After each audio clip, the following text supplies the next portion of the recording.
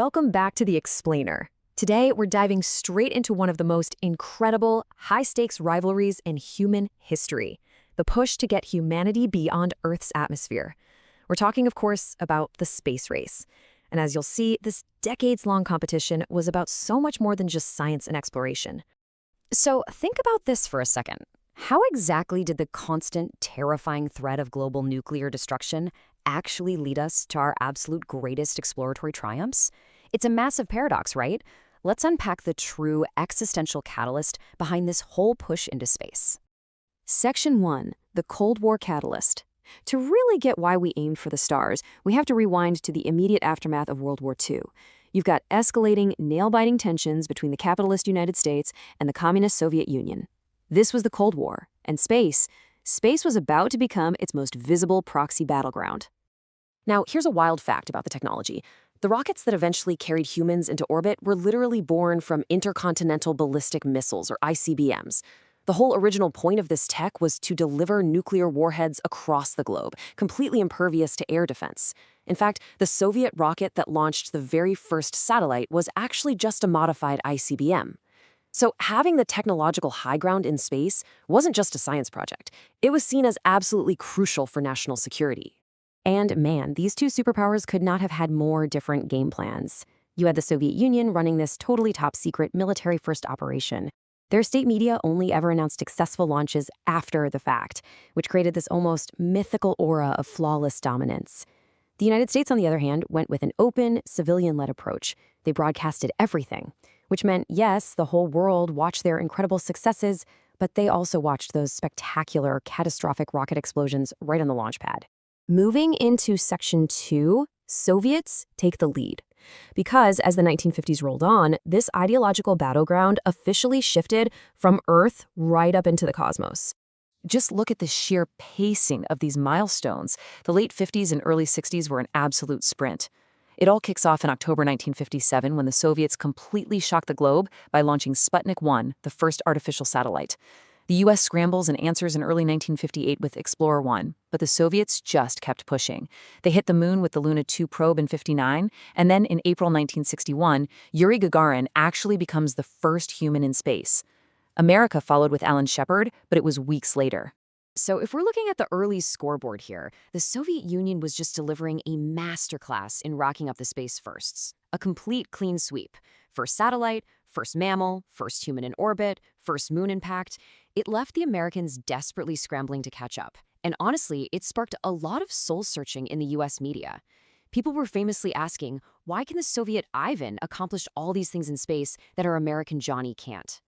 Which brings us to Section 3. America enters the race.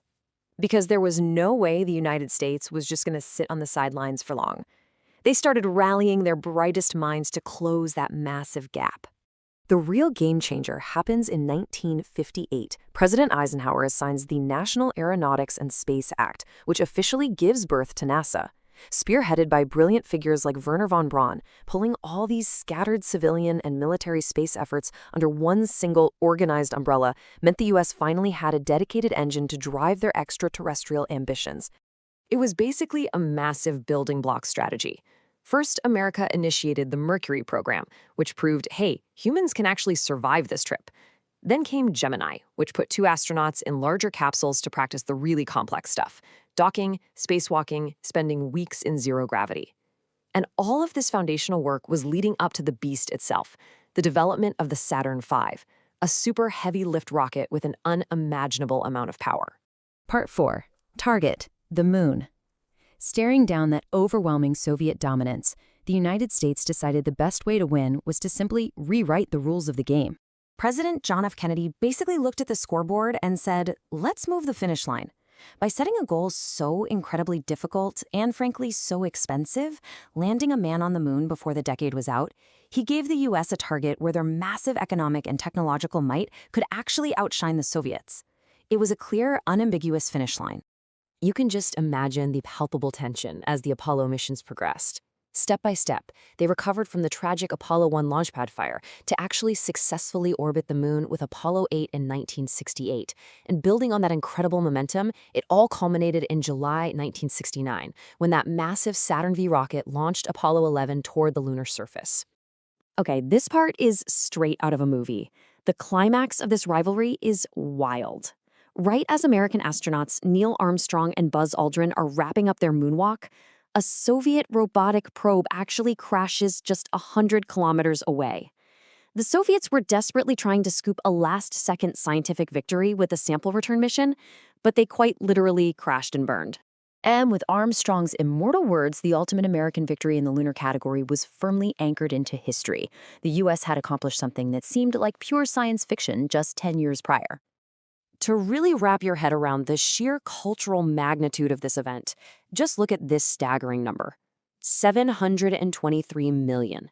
That was 1/5 of the entire human population at the time, all watching the landing live on television. It went way beyond a scientific achievement. It was a massive global broadcast of American technological dominance. Which brings us to our final section, the final frontier handshake. With the moon landing in the bag, this frantic, high-stakes competition finally started to cool down into an era of detente. Now, a lot of people think Apollo 11 was just the end of the story, but it's important to remember the Soviets actually kept dominating the era's robotic planetary exploration. Notice how their paths diverge here. The US pivots to the Skylab space station and the reusable space shuttle program, but the Soviets, they go on to establish the very first space stations with Salyut, and they were the first to successfully land robotic probes on the incredibly hostile surfaces of both Venus and Mars. But then we get to 1975, and this intense ideological warfare is replaced with a stunning image of cooperation. An American astronaut and a Soviet cosmonaut literally shaking hands in the vacuum of space during the Apollo-Soyuz test project. And get this, because their spacecraft had totally incompatible atmospheres, they had to design a custom airlock docking module just to make the meeting happen. It was a brilliant physical and symbolic bridging of the Cold War divide. So, what's the big takeaway from all this? The space race was never just about the science. It was a high-stakes proxy war that tested the absolute limits of human engineering. It drove these massive technological leaps that laid the groundwork for the satellite comms, the GPS, and the International Space Station we completely rely on today. It transitioned two fierce rivals into cautious collaborators.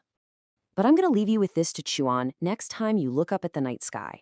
With military reconnaissance and space-based infrastructure playing such a massive role in modern defense today, did the space race really end with that handshake, or did the players simply change their strategy?